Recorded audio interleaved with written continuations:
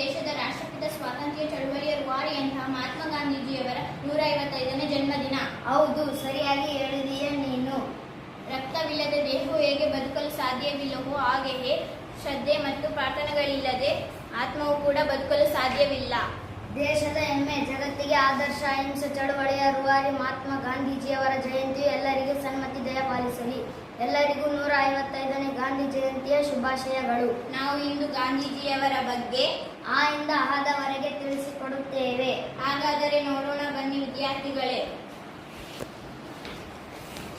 ಅಂದು ಅಕ್ಟೋಬರ್ 2, 1869. ಆ ದಿನವೇ ನಮ್ಮ ಬಾಪೂಜಿ ಜನಿಸಿದರು. ಇವರ ಪೂರ್ಣ ಹೆಸರು ಮೋಹನ್ ದಾಸ್ ಕರಮಚಂದ್ ಗಾಂಧಿ. ಈ ಮಹಾತ್ಮರ ಹುಟ್ಟೂರು ಗುಜರಾತಿನ ಪೋರ್ಬಂದರ್. ಉಸಿರು ನೀಡಿದವರು ತಂದೆ ಮೋಹನ್ ದಾಸ್, ತಾಯಿ ಪುತಲಿಬಾಯಿ. ಊಹೆಗೆ ನಿಲ್ಲುಕಾದ ಆತ್ಮಶಕ್ತಿ ಇವರದು.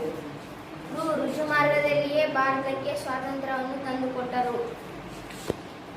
ಎಂದೆಂದಿಗೂ ಸತ್ಯ ಅಹಿಂಸೆಯನ್ನು ಬಿಡದೆ ಅನುಸರಿಸಿದರು. 7 ಬೀಳುಗಳ ನಡುವೆಯೂ ಛಲ ಬಿಡದೆ ಹೋರಾಡಿದರು. ಮೇಘನ, ಏನು ಹೇಳು ಅಚ್ಯುತ್. ಗಾಂಧೀಜಿಯವರು ಹಲವು ಚಳವಳಿಗಳನ್ನು ಮಾಡಿರಬೇಕಲ್ವಾ? ಹಾಗಾದರೆ ತಿಳಿಸಿಕೊಡುವೆ ಅಖಿಲೇಶ್. ತಿಳಿಸಿಕೊಡು. ಐಕ್ಯತೆಗಾಗಿ, ಸ್ವಾತಂತ್ರ್ಯಕ್ಕಾಗಿ, ಉಪ್ಪಿನ ಸತ್ಯಾಗ್ರಹ, ಭಾರತ ಬಿಟ್ಟು ತೊಲಗಿರಿ ಎಂಬ ಚಳುವಳಿಗಳನ್ನು ಮಾಡಿದರು.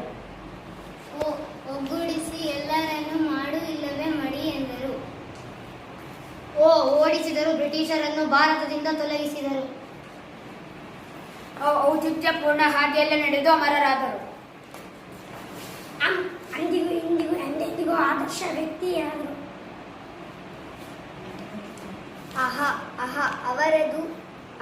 ಇವರು ಹುಟ್ಟಿದ ಭಾರತ ಭೂಮಿಯೇ ಧನ್ಯ.